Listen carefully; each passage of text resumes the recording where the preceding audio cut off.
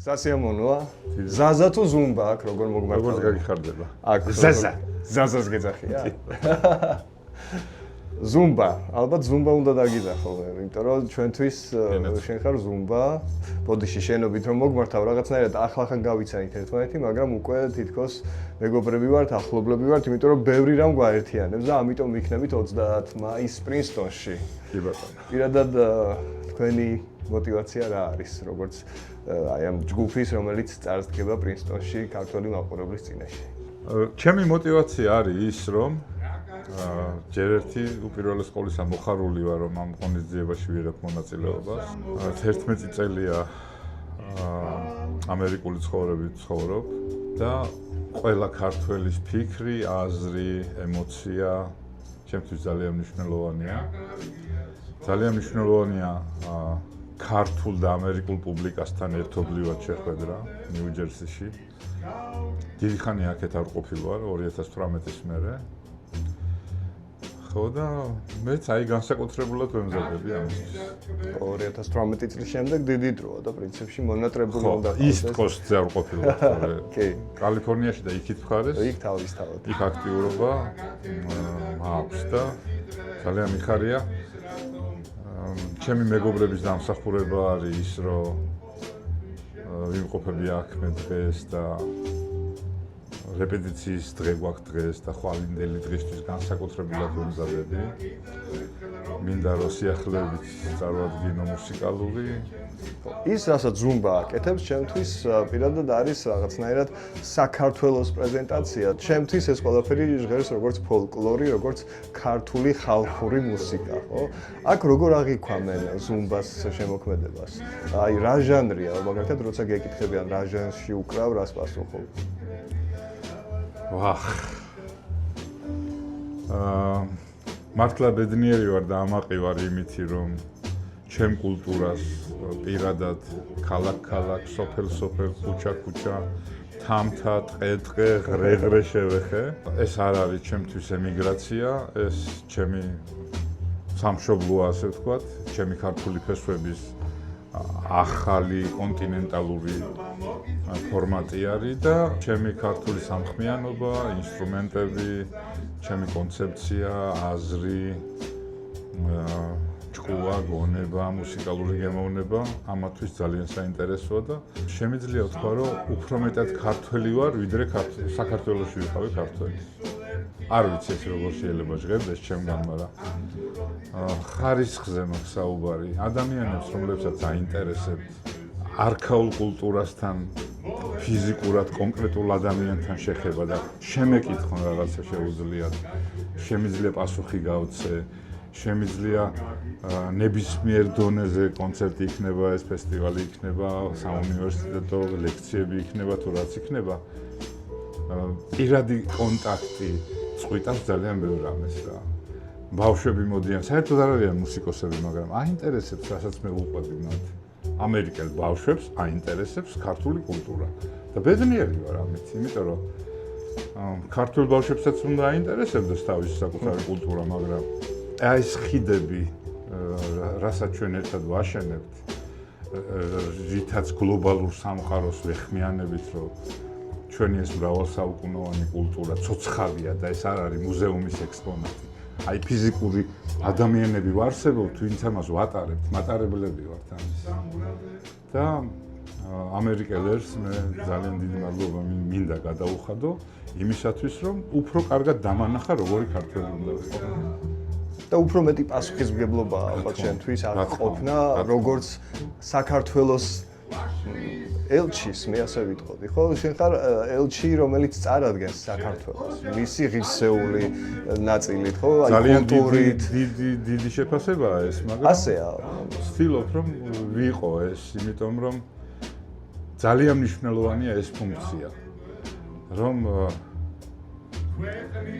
ჩემი ყველაზე დიდი მიზანი ამ ქვეყანაზე არის ის, რომ მე ვიყო წარმომადგენელი ცოცხალი კულტურის და არა სამუზეუმო ექსპონატი, თაროდან ჩამოღებული რაღაცა ნოტების თუ ისტორიების თუ ტრადიციების. აი აქ ამ წუთას ხდება ეს ყველაფერი. და შესაუბრობდი ფესვებზე, ხო, ქართულ ფესვებზე, რომლისთვისაც ახლა გეოგრაფიულად რაღაცა ახალი კულტურული გარემოა, ხო, და რამდენად ნაყოფიერია ეს მიწა შენთვის და რამდენად არის იმის შესაძლებლობა, რომ გაიხაროს ამ ფესვებმა აი აქ ამ გარემოში. მოდი მე სიმართლეს ვიტყვი. ეს არ არის ჩემთვის რა ვიცი მე რამოდენე გასვლა არის ქვეყნიდან დიდი ხნით და შემიძლია ვთქვა რომ ძალიან კარგად ვიგრძენი ევროპაც, პოლონეთშიც მაქვს მაცხოვრები 5 წელი.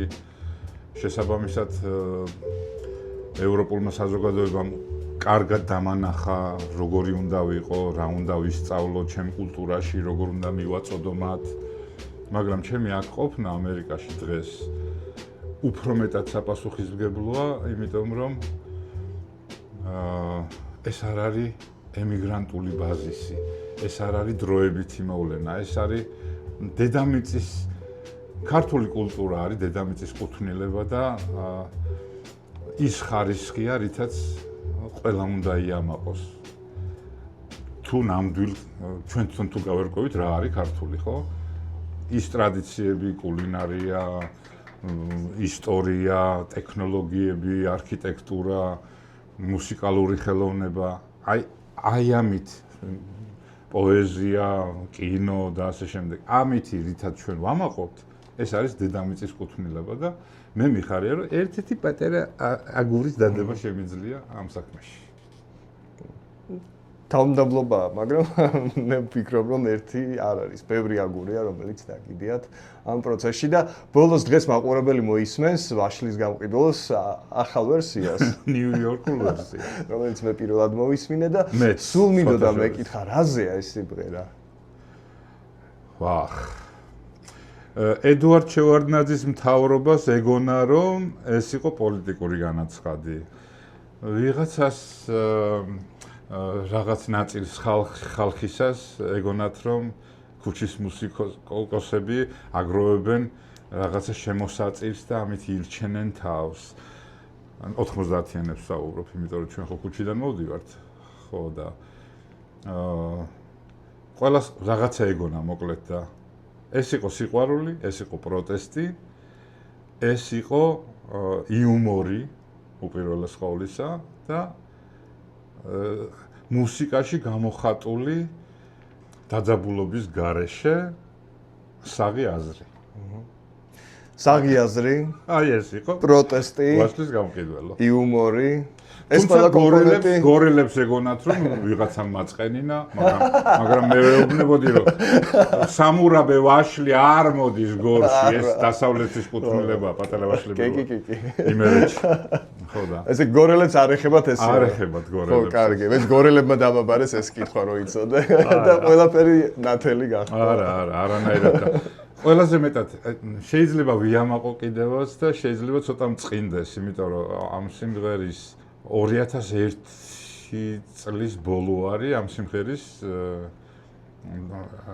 გამოხატვის ფორმატი რა, პოლონეთთან როცა დაუბრუნდი და იცი რა მწყინს რომ კი მიხარია ბავშვები მღერიან და პოპულარულია დღემდე ეს სიმღერა, მაგრამ წარმოიდგინე 2001 წლის მერე ახლა არის 2026 წელი, ესე იგი 25 წელი ჩვენ წრეზე ვტკეპნით ერთი და იგივე ენერგეტიკულ რაღაცა მარაზმს რა, აი არ ვიცი რა. დამპალი ვაშლის ფენომენს ხო და მიხარია რომ უყვართ ჩემი სიმღერა, მაგრამ 25 წელი გავიდა, კარგი. გაგიხარდებოდა რომ აქტუალური არ იყოს. გამიხარდებოდა რომ აქტუალური არ იყოს. პოლიტიკურ რეალობაში. კი ბატონო.